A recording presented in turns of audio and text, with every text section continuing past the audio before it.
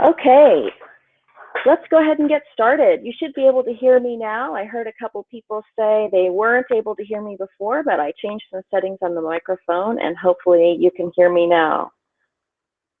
Go ahead and let me know how that's going.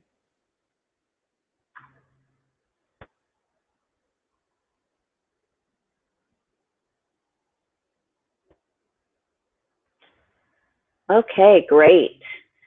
Well, welcome here to the webinar. I'm so glad you were able to join me today.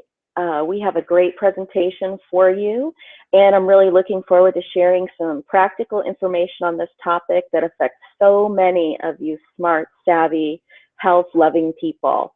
Let me give you a little breakdown of what to expect over the next half hour to 60 minutes here.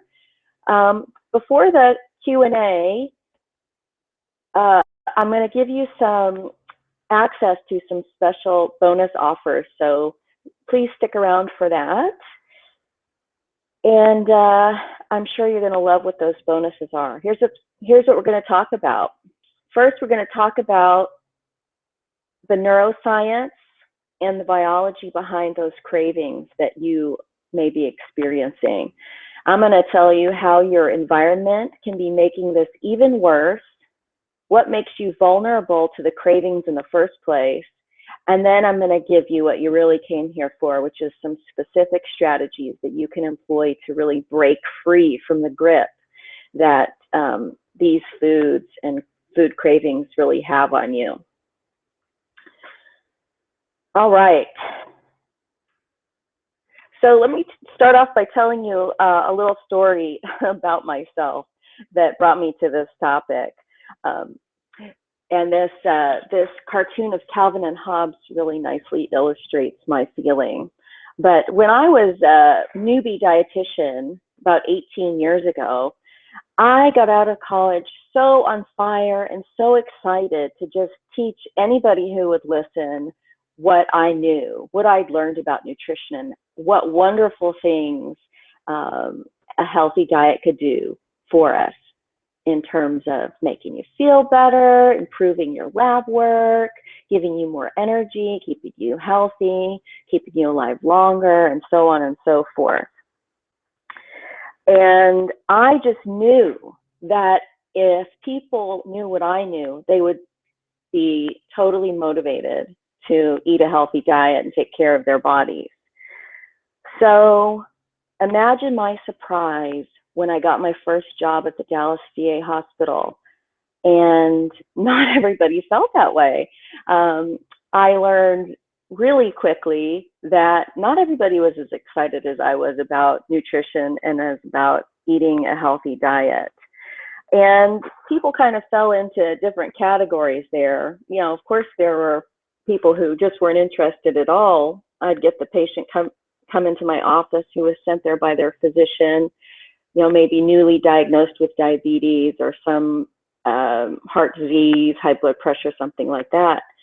And I'd explain their situation to them and let them know that there were some things they could do with their diet to make it better, and were they interested in setting some goals and learning about that. And sometimes they'd say, I get patients in who would say, darling, I've been eating this way my whole life and I am not going to change now. It ain't going to be living if I can't eat my biscuits and gravy for breakfast. And well, okay, those people didn't want to change, and that's perfectly acceptable. But then there were the people who really did want to change. They wanted to change their goals, or their ways of eating. But the struggle, they could see the struggle was going to be hard. How are they going to eat differently than other people? How are they going to say no to the foods that they'd always been eating? Until I realized that, you know, it wasn't all about knowing what to eat, and that there was a lot more behind this whole endeavor into a healthy way of life. And so this cartoon here reminds me of this. You see Calvin sitting at his sort of lemonade stand type thing, and he's selling a swift kick in the butt for $1. And Hobbes asks him, how's business? Of course, Calvin says, it's terrible. And Hobbes says, that's hard to believe. Calvin says, I know, I can't understand it. Everybody I know needs what I'm selling. And so, maybe some of you can relate to that too, having this great information, but not everybody can hear the message or knows what to do with it. So I'm going to let you in on what I learned from this experience. I've since then done a lot more studying, reading, digging, gone back to graduate school, and I'm going to let you in on what I learned. First of all, it's not about the food. And second of all, it's all about the food. Let's talk more about that. You know it's bad for you, so why can't you stop eating it? You have goals, you have things you want for yourself, for your body, for your health. Why can't you just make it happen? You really have to understand the power food has over you. And you also need the right tools, the right guidance, and the right kind of support to create and sustain the strategies that work. So here's the first reason you can't say no. Food manufacturers and designers have created food that is so tasty and so delicious that it is completely irresistible. Scientists call this hyper-palatable food or highly palatable food. It has a high hedonic value, and your brain drives you to want this food, desire it, seek it out, and work really hard to get it, and eat more of it, and then start the cycle all over again. And as you can probably see in this picture here of an MRI, when people are given sugar, the same parts of the brain's reward, desire, wanting, and reward systems are activated. The same ones that are activated in cocaine users or drug users in general. So you've probably heard this idea that sugar is addicting or that food can be addicting. And this is where that comes from, because we really can see that neurologically, the brain reacts to these highly rewarding foods, super tasty foods, in the same way that it does to a drug. So I'm going to give you some more information about that because it's fascinating and it's compelling, and hopefully it'll help you understand that, your cravings aren't just because, there's something wrong with you. So a lot of these studies were initially done in rats. It's easier to study rat brains, and rats don't have the confounding variables of difficult work schedules, stressful home life, difficult childhoods, and so forth. So we know that what's happening with them is simply a biological factor for the most part. So scientists who wanted to know more about the cravings that we experience for junk food looked at rats. And what they did first was they took two groups. They had one group that they gave access to sugar water for 12 hours a day. And they had another group that they gave access to sugar for only half an hour a day. And of course, the rats prefer the sugar water.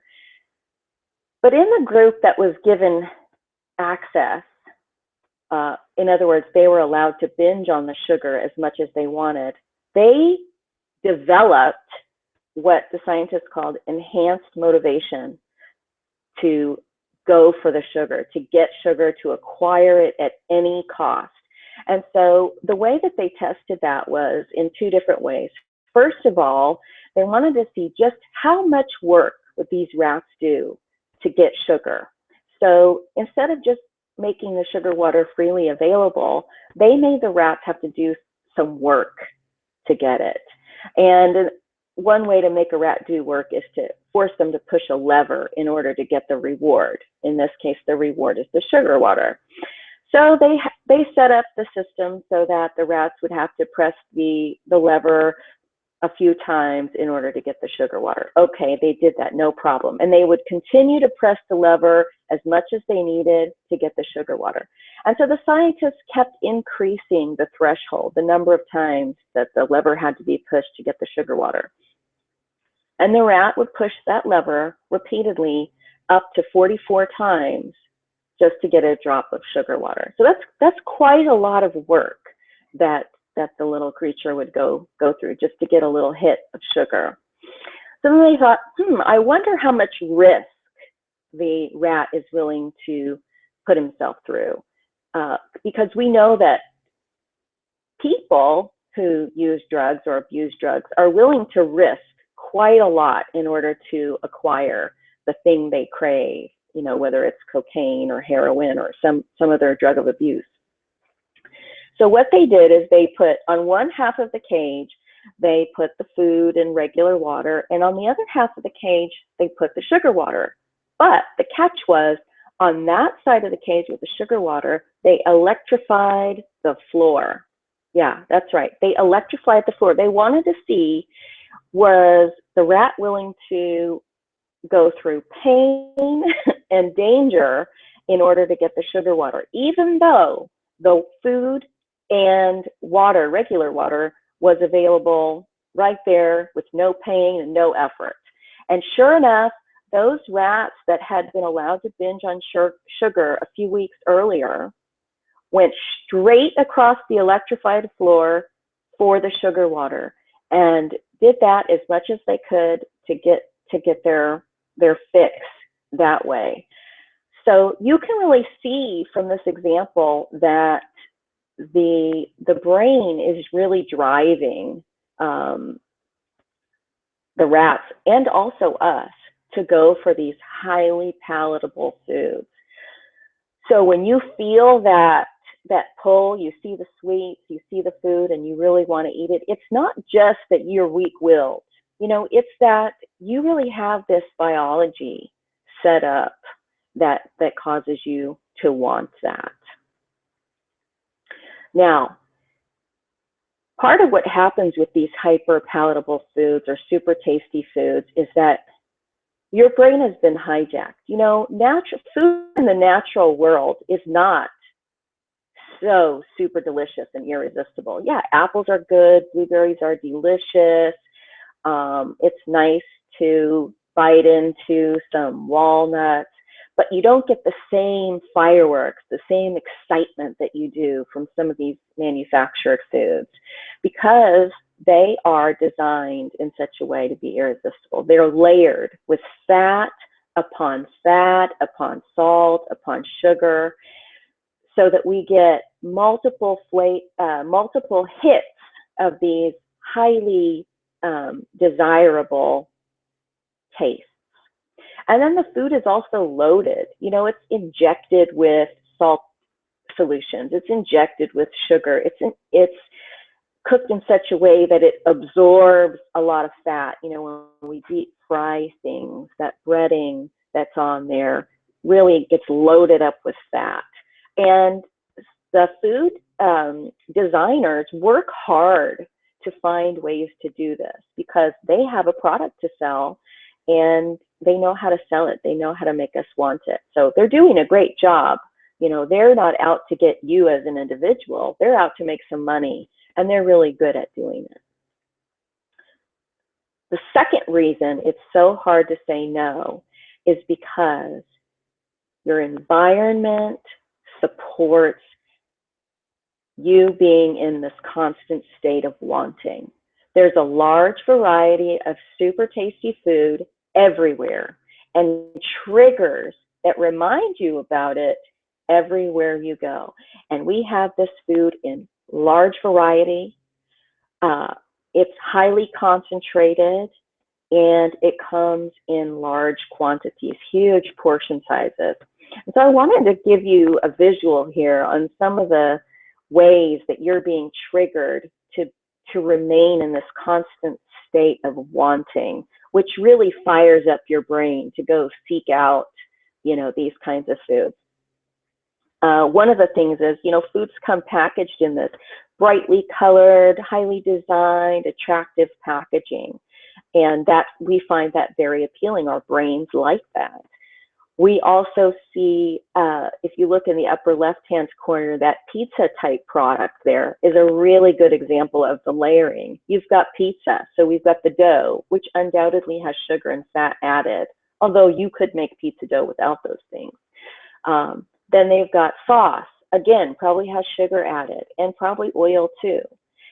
So you've got another layer. Then you've got the cheese layer. Then you've got the pepperoni layer. So we've got more fat, more salt, more fat, more salt. And then if that wasn't enough, if a big old pepperoni pizza wasn't enough, now we've got the crust that's made out of these little pretzel dogs, which if you look real closely are now covered in salt as well, just like a pretzel is. So it's just such a great example of that layering. And you can probably imagine the texture and the juiciness, and that it's just chewy enough, but not too chewy to make it difficult. You could really eat a large quantity of that without too much work.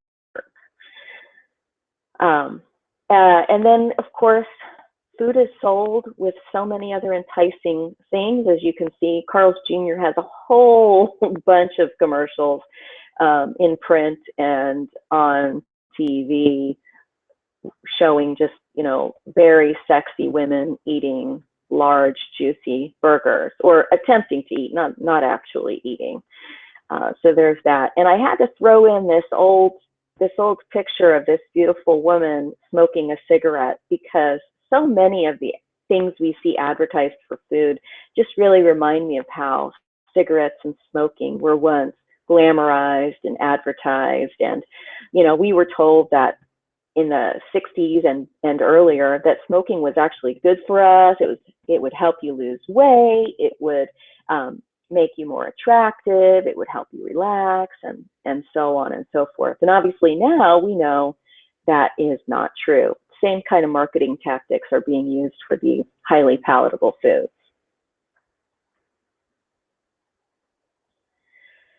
So all these things combined are used to grab your full attention, to hijack all of your senses, your thoughts, your sight, the sounds, the smells of food. When you see these ads on TV, every one of your senses is being engaged. And this keeps you in the state of wanting. And when your brain is in the state of wanting, like I said before, it will drive you to get whatever the reward is that it's after, food in this case.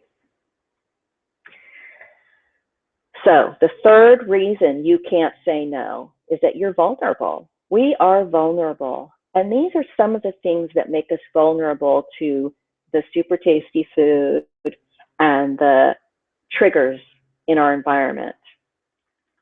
One, you're hungry. If you are hungry, if you are not fed, if you are not well nourished, your brain is extremely vulnerable to these messages and to the memories and to the thoughts. If your blood sugar is low as a result of hunger, or that it's been a while since you've eaten, that again makes you vulnerable. And your blood sugar doesn't even have to be that low. Just being a little bit low sends a signal to your brain that it's time to go find some food. And if what you're used to eating is highly palatable food, and you see commercials and you open the refrigerator and you see, the junk food in there, that's what you're going to go for. You're totally vulnerable to falling prey for that. If you're under stress, which, let's face it, if you're alive today, you've got stress. How you're managing it is another thing, but it's there. Our emotions drive us to eat. If we are highly emotional, it's more difficult to stave off a craving and make healthy food choices. And when you're tired or in pain, again, you are vulnerable. And I'll tell you why. You have basically two different competing parts of your brain that are doing different things for you. You have your prefrontal cortex, which is the front of your brain. It's the smart thinking part of your brain. It makes great executive decisions. When you're at your best, when you're fed, when you're well rested, when everything's going smoothly, this part of your brain is working well. You can think clearly and you can make good decisions. Then you have this other part of your brain, which is where your urges come from. It's the old reptilian brain, and it drives you to do things like eat to excess, to find pleasure, and so on and so forth. Now, unfortunately, that prefrontal cortex can be easily can become vulnerable pretty easily. And when you experience any of the things listed here on the page, the hunger, the stress, tiredness, and so forth, your prefrontal cortex is taking a nap. It's no longer driving the car. It's not in charge. And that urge-driven part of your brain takes over. And you probably have experienced this. When you're hungry or tired, you don't make good food choices. You know, if you're hungry and you're driving and it's late at night and you're stressed out and you just got a bad phone call and you need to find something to eat, are you going to go find the healthiest possible thing, or are you going to drive through somewhere that's easy and delicious and in some way comforting?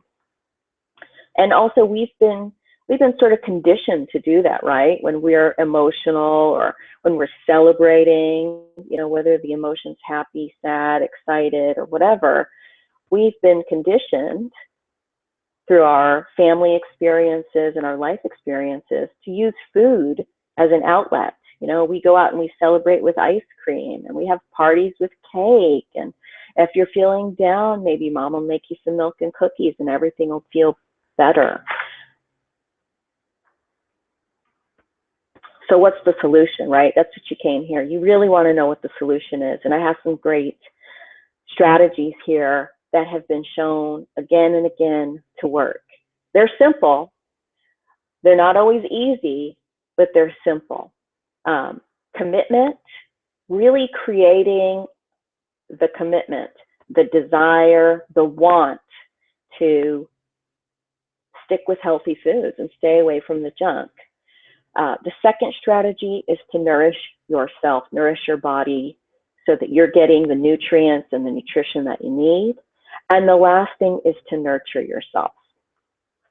And I'm going to go through and give you a few more details about each one of these three strategies that are shown to work in helping you overcome your cravings. So the commitment, it's about willpower. And there's this great book about willpower. I read a few, and this is my favorite. It's written by a woman named Kelly McGonigal out of Stanford. And she talks about, I will power, and I won't power, and I want power. But the crux of the message is that we have to make a really strong decision about what we will do, what we want. And we have to remember on a regular basis why we care. Why do you want to eat healthy? Why do you care about what goes into your body? You know, why do you care about managing your weight or managing your diabetes or preventing heart disease or sticking around for a while to watch your kids and grandchildren grow up? Sometimes we have to remind ourselves daily. Sometimes we have to remind ourselves hourly. You know, it kind of depends on what's going on in any particular day. In fact, there was a study done where they looked at functional MRIs, meaning they're looking at brain scans of people while asking them to think about certain things. And they wanted to see if just thinking about healthy eating before making a decision about what to eat showed up anywhere in the brain, if it looked different than when people were asked to just go ahead and pick some food. And what they found was, by just asking the people in the study to think about the healthfulness of the food they're about to choose, it lit up this really thinking part of the brain, this good decision-making part of the brain. They didn't say, choose the healthiest food. They didn't say, weigh out, you know, what's going to be better for you and what do you really want versus, you know, the only instruction they were given was, when you see the food that you get to choose from, just think about the healthfulness of it. So that alone can change your brain biology and help you make better decisions. The thing is, what are you going to have in your environment to cue you to remember to do that? Are you going to put a little sign on your refrigerator or a Post-it note in your pantry or a little reminder alarm on your phone when it's mealtime or snack time? But if you can find little ways to get your environment to support you and to remember that this is something you care about, you're one step closer to just overcoming the pull that these hyper palatable foods have on you. The second thing is to really nourish yourself. And there's a lot of information here that truly works. And I'm going to go through it for you. The first thing is you need nutritious, slow carbs. So what does that mean? Your body needs carbohydrates. Your brain runs on carbohydrates. Unfortunately, we've become used to eating the type of carbs that get into our system, hit our blood sugar fast, spike the blood sugar up, and then we let it come crashing down, leaving you hungry and craving more sugar. We really need to get off that stuff and get some good slow carbs. Slow carbs come from whole foods that are intact, that contain fiber. So what is that? That's beans, lentils, blueberries, strawberries, apples. These are the kinds of foods that really give your brain the fuel it needs so that it's not craving and so that it's not hungry. And it gives you a nice, steady, slow, balanced intake of carbohydrates, which does not give you the same level of craving that the sugar does. The second thing you need for healthy brain function and to reduce your cravings is good fats. You probably heard there's good fat and bad fat. Well, the kind of fat you really need to keep your brain healthy and your insulin working properly so that your blood sugar is more steady, more regulated, and more balanced are the omega-3 fats. And there's two really great plant food sources of omega-3 fats that I highly recommend you include in your diet every single day. One is ground flaxseed. If you don't grind them up, your body may not digest them fully and you won't get full access to those omega-3s. So go ahead and grind them up or buy them ground up. Sometimes it's called flax meal. You need about a tablespoon to 2 tablespoons a day. Not only will this help with brain health, but it will also help with other things as well. It'll improve hormone function and possibly reduce your risk of cancer, breast cancer in particular. So that's one, flaxseed. The second one is chia seed. And again, I recommend about a tablespoon a day. You pick one or the other. You don't really need both each day, but that'll give you a nice amount of the omega-3 fats. And then you also are going to need to decrease the amount of saturated fat, animal fat, and processed fats that you eat. The third part about nourishing your body is that you need to eat every 2 to 4 hours. Now, I don't mean that you need to sit down and have a gigantic meal every 2 to 4 hours, but you need to eat something. Probably somewhere between 100 and 400 calories every 2 to 4 hours. And when you do eat, it needs to be some whole food sources of slow carbohydrates and either a whole food source of protein or fat or both. And that's going to help you keep from getting hungry and having the cravings throughout the day. And the last thing, and maybe the hardest initially in the beginning, is to abstain from the highly palatable foods. That's HPF I put there to help it sort of fit on the slide. But you really need to abstain. If you remember the slide I showed you early on, and I was telling you about the rat studies in the cage. Rats who were given free access to the sugar water, they're the ones who were willing to work and put themselves at risk to get at the sugar.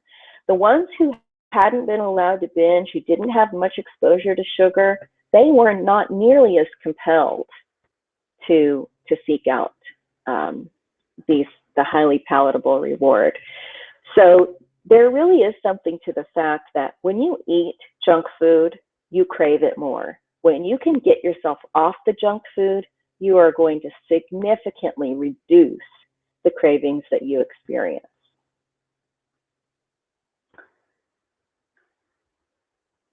The third strategy is nurture. And the reason that this is so important is that we as humans require pleasurable activities.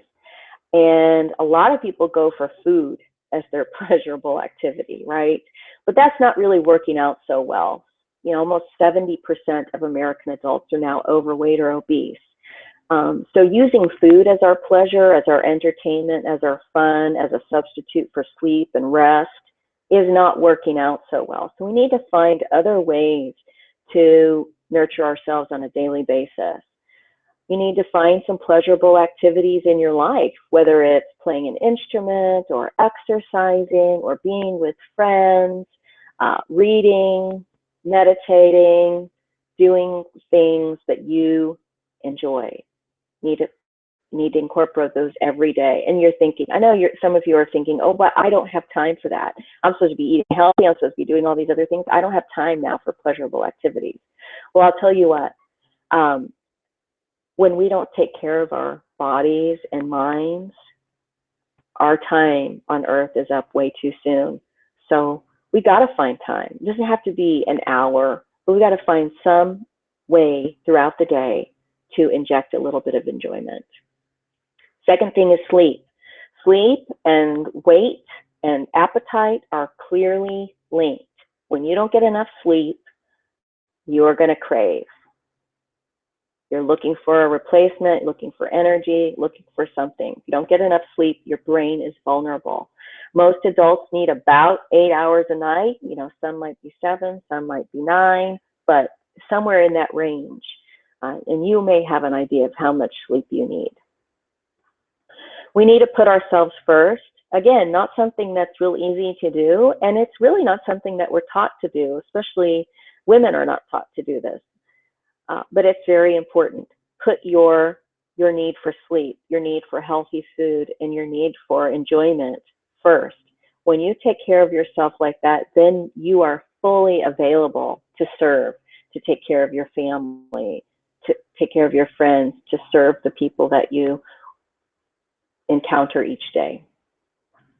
And one last way that you can really help nurture yourself is through some kind of positive affirmation or mantra or a reminder, something that you can say out loud or think about several times throughout the day that's really going to help you stay on track. And it can be something as simple as, I choose to eat healthy foods throughout the entire day, or I'm worth taking care of. Whatever it is that works for you will work. You know, it doesn't have to be a totally silly or hokey, but it has to be believable to you.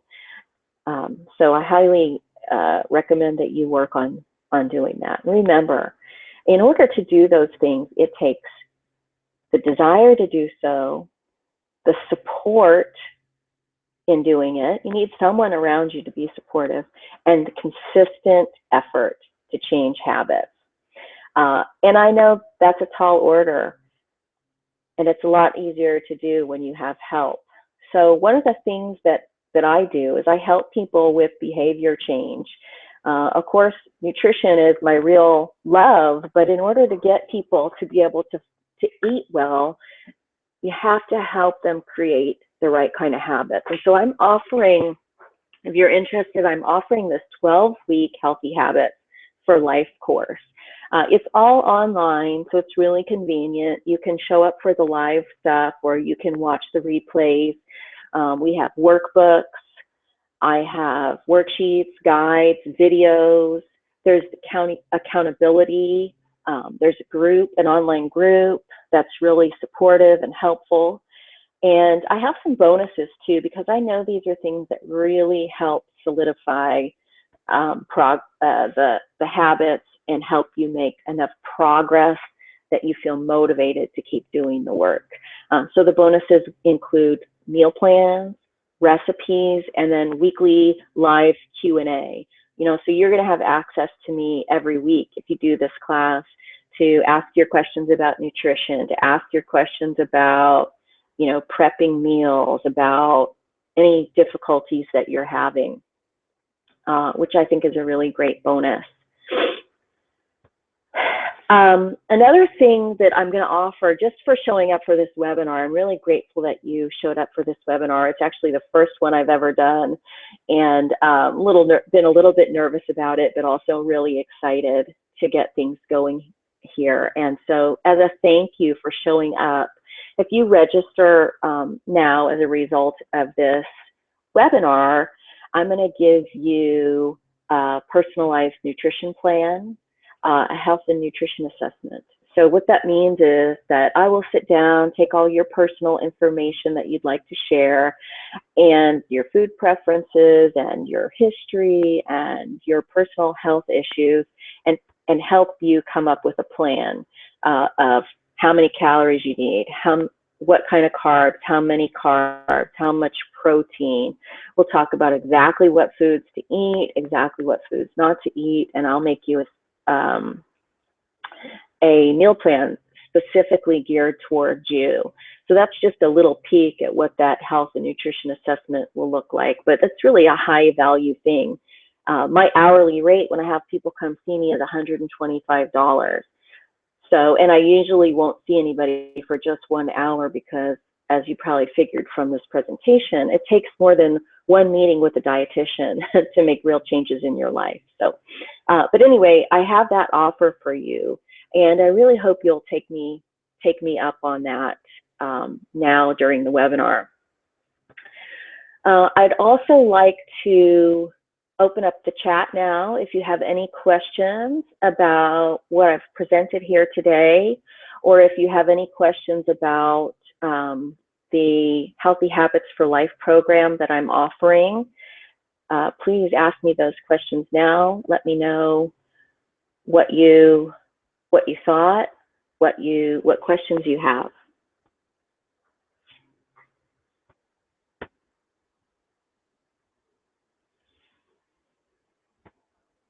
Okay, I have a question about the online program.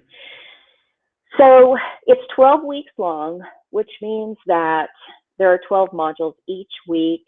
You get access to a workbook, a video, worksheets,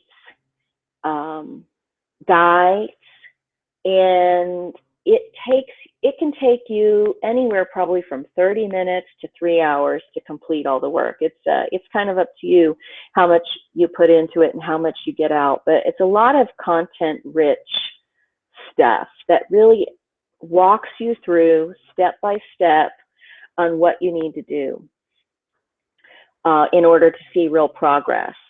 I've got another question here. Will I be able to watch this again later? Absolutely. There's going to be a replay that will be emailed out to you. So if you wanted to watch this again, or there was a part that you missed because you got a phone call or whatever, then yes, absolutely, you can go back through and watch it again. Okay. I know I have a couple people on the call, on the webinar, who are already signed up for the class, and thank you for signing up. I'm really looking forward to walking you through this. I know it's going to be great. It has the potential to really improve your success rate in trying to eat healthy and losing weight and sticking with a plan. You know, a lot of us have really good intentions for our health. We want to do the right thing, and it's just so easy to get sabotaged in the world that we live in. So I hear one of my people saying, just the discussion of salt and sugar started me thinking about cheeseburgers. I guess that's the response the food makers are after. And yes, absolutely, that is what they are after. and it works. So, you know, after all that discussion and those beautiful pictures I showed you, you probably do need to go recommit yourself, and hopefully you packed a healthy lunch or snack with you wherever you are today, and you can go take advantage of that right now before your hunger kicks in and sends you off eating these foods you're craving. Let's see here. I have another question from Carrie. How do we sign up for the 12-week class, and what's the cost? great questions. The cost of the class is greatly reduced right now. That's not something I mentioned yet, but the cost right now is only $10 a week if you pay up front. So it's $120 for the class. And you can sign up now. If the link's not showing up for you, which I don't think it is, I'm going to go ahead and put that in the chat room so you can click on that link and sign up. It's through the link contains the word Rizuku, which is the host, the online host that I use for that course. But you can pay by credit card online. And like I said, if you decide to take me up on that offer, you'll get the health and nutrition assessment included in that $120. So right there, you've paid for the course just by that bonus alone. So let me know if you can see that link. If you need it again, I think it goes out in the email that I have set up to send you the replay as well. So you'll have the link to the class there as well. Let's see, there's also part of what comes with the class is an online group, as I said before. It's a private, actually secret Facebook group. And so it's a really safe place to go and share your struggles, share the challenges that you experience, and also share the successes. You know, it really, really helps to hear how other people are doing, hear how they're making it work. And when you hear their struggles, you see that you're not alone, that the same crap you're going through is the same stuff other people are going through. And they're getting through it, and so can you. It just really helps a lot. I do also in-person groups. I teach about right now 5 classes a week.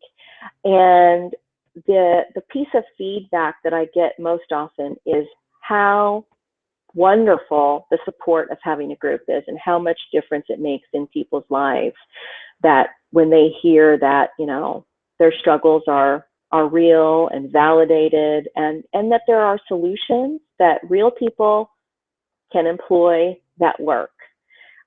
So that's a really great value for this class too. Okay, good. I got somebody signing up right now. That's great. Welcome. So glad to have you on board.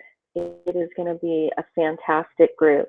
You know, another thing about the weekly support group is that research has shown again and again that people who lose weight, first of all, have a really hard time keeping it off.